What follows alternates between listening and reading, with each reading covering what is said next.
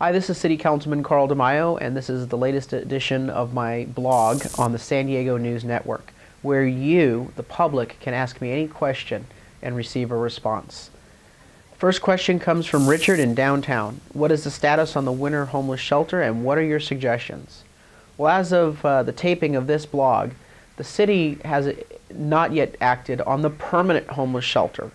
And that's really where I think our focus ought to be, is to find a permanent site for a homeless shelter so the city of San Diego can go to a judge that has issued a stay on the enforcement of vagrancy laws and allow the city to actually manage the homeless population by removing them from the street, putting them in a warm bed, and getting them the treatment they need, the services that they really need to become self-sufficient.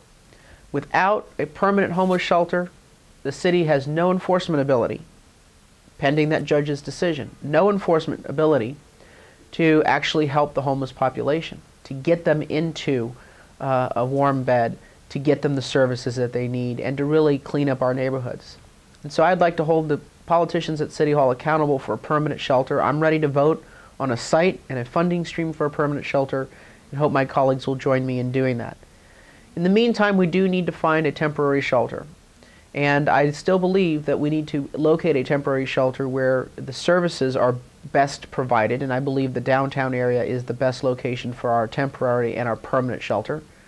But getting back to the point of the permanent shelter, I want to hold politicians accountable for the permanent shelter by locating the temporary shelter right here at City Hall, so that politicians have to view every day the very people that they have not provided a long-term solution for, and that they have to walk by them and know that they're right here at City Hall. And I think then you'll start seeing some real political willingness to tackle some of these hard decisions. The next question comes from Renee in Del Cerro.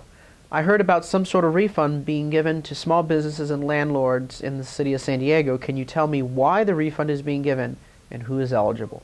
It's a good question. When I first took office, I was hearing a lot about double taxation in the city's rental unit and small business license programs. And when I took a closer look, I found that indeed, city residents were being charged a fee on top of a tax, and I felt that this was inappropriate, particularly in a down economy. So I called for fundamental reforms of the rental unit and the small business tax programs. City politicians refused to reform the programs. And so a group of citizens filed a lawsuit and actually won in court. A court found that the city was practicing illegal tax practices, applying double taxation to rental units and small businesses in the city. And so as a result of that court decision, my office was able to offer a package where not only would we eliminate the fee and call for comprehensive reform of the small business and the rental unit tax programs, but we would offer immediate rebates and refunds to anyone who paid the rental unit tax processing fee in the past 12 months. So those of you out there, and there's 75,000 rental unit licensees, anyone who paid that fee in the past fiscal year will find a credit on next year's license for that amount. So we're returning the money to you through the credit program. If you're not going to apply for another rental unit license, you can actually get your money back in a check by contacting my office, and we will help you fill out your claims paperwork.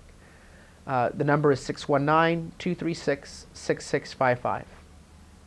If you have any questions for me, email interviewcarl@sdnn.com, and we'll entertain those questions in a future edition of my video blog.